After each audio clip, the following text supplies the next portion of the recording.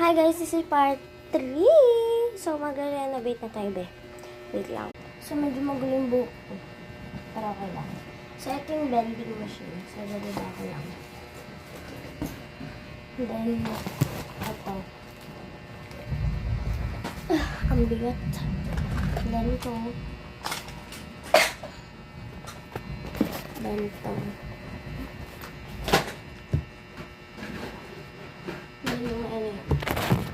Wait lang.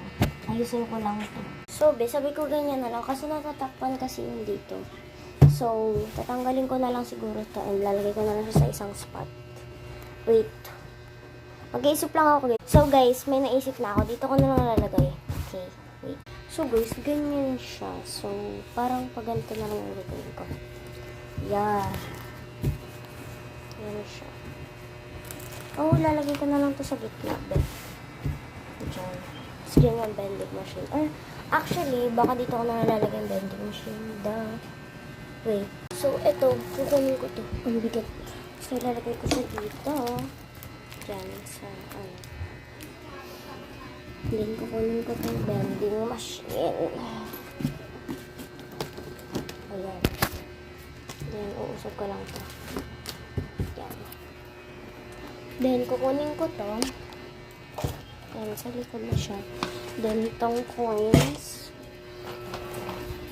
Then, eto, papasok ko dito sa secret, ko. So, may makeup pa pala ako dito. Ala, asan na yung isa kong makeup? Wait lang, guys. Okay, guys, nahanap ko na. Ayan pala siya. So, dyan ko nalalagay mga makeup ko. And, may makeup pa ako dito.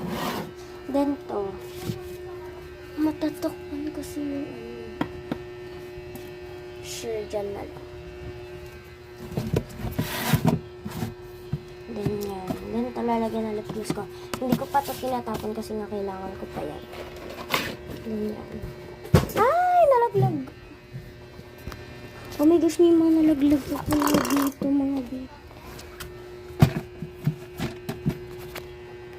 Yeah, okay na.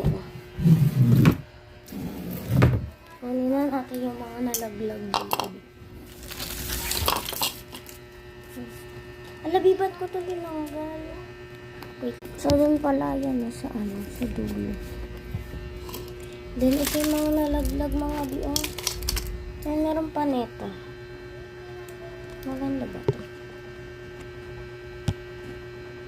Okay, pangit siya.